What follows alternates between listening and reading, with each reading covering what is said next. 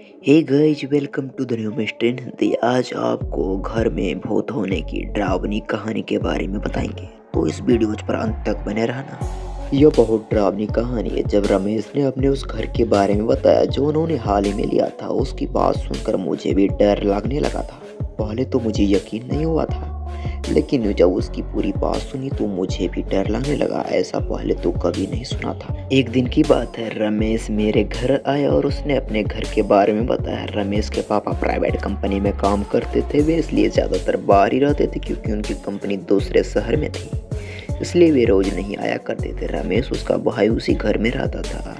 रमेश अभी भी पढ़ रहा था। जब रमेश मेरे घर पर आया तो उसने बताया था कि जब से वे इस घर में आया है तब से रात के पास वाले घर से बहुत तेज आवाज़ आती है। पास वाला घर बहुत साल से बंद है।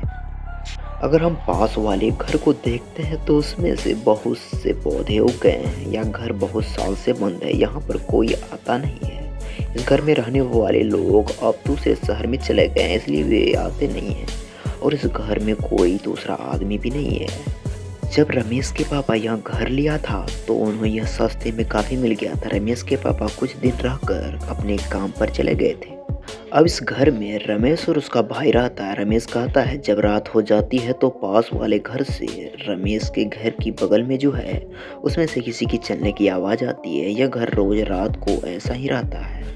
कभी किसी को बोलने की आवाज़ आती है और कभी सामान उठाने की आवाज़ आती है। ऐसा रात को ही होता है। इसके बारे में रमेश के पापा को बताया था, लेकिन उन्होंने इस बारे में कुछ नहीं किया। वे कहते हैं कि यह वहम हो सकता है।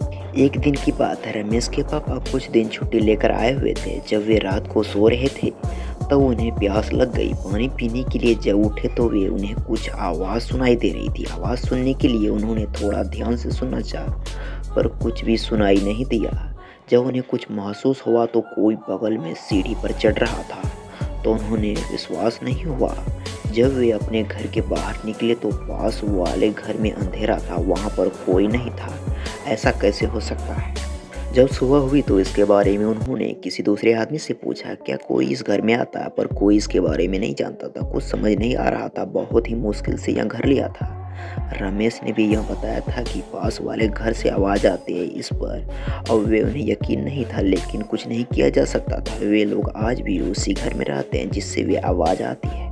वो इस बात को जानते हैं कि घर उन्हें नहीं मिलने वाला, इसलिए उस घर में रहने पर मजबूर है, मगर कुछ नहीं कर सकते। जिस घर में डर लगता है उसमें रहना आसान नहीं है, मगर कुछ नहीं कर सकते। दोस्तों, जब आपको यह वीडियो अच्छा लगा होगा तो कमेंट करके सब्सक्राइब कर लेना।